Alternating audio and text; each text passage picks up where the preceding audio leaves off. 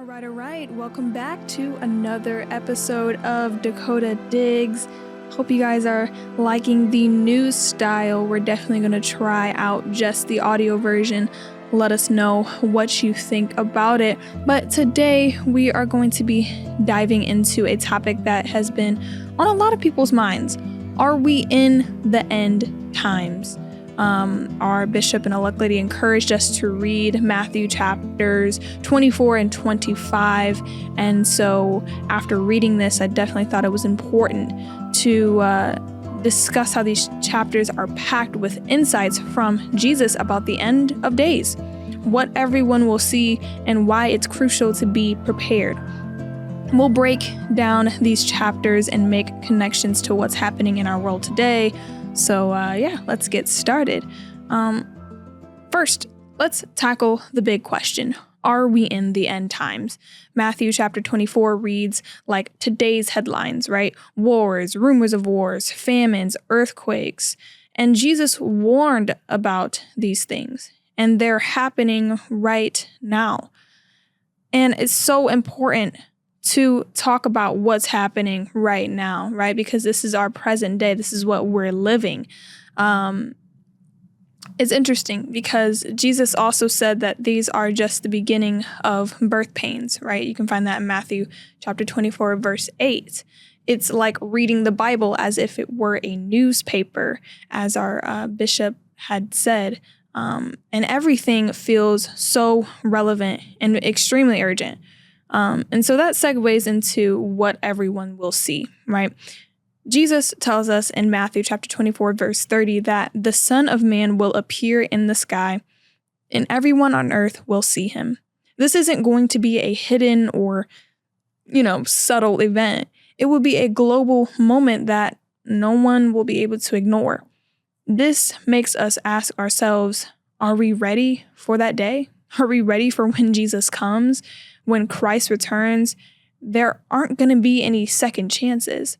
So we have to prepare ourselves for when that time comes. And it's important to understand that we have to go to church, right? Not just hear the word, but do it. Jesus warns us about being prepared. In Matthew chapter 25, we get the parable of the 10 virgins, where only 5 were ready when the bridegroom came. It's a reminder that just hearing the word isn't enough. We need to live it. So many people go to church, hear the message, but they don't apply it to their lives. Jesus calls us to be doers, not just hearers of the word, which is my favorite scripture, James 1 and 22. But be ye doers of the word and not hearers only, deceiving your own selves. And we can talk about how it brings us to a crucial point. You can't rely on someone else's faith. You can't rely on someone else's belief and how they look at things, right? Because in the parable of the 10 virgins, the foolish ones tried to borrow oil from the wise, but it didn't work. The oil represents faith, right, in a sense, because no one can give you their salvation. That is something that has to be for you. And you need to get saved for yourself, right? You need to have a relationship with God for yourself. It is personal. And you have to be prepared for when Jesus comes back. And this helps us segue into the urgency of the times that we're in. The signs are all around us. And just like reading the news, we should be informed and ready. The Bible tells us that no one knows the day or hour, but the signs are clear. You can find that in Matthew chapter 24, verse 36. It's time to stop procrastinating. We've got to stop procrastinating and start living with eternity, with heaven in mind. So to conclude, Matthew chapters 24 and 25 are a wake-up call for all of us. Are we ready? We need to ask ourselves these questions. Are we ready for Christ's return? Are we hearing the word and living it out? Remember, salvation is personal, and we need to be prepared. I really do hope that this deep dive into these powerful chapters has given you something to think about. Just think about it.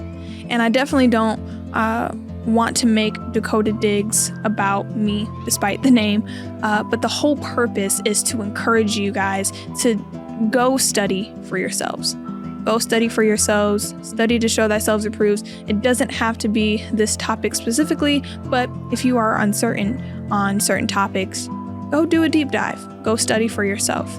So don't forget to like, subscribe, and hit the bell so you don't miss more deep dives and full episodes that we are posting every single Friday for you all. And as always, keep on digging.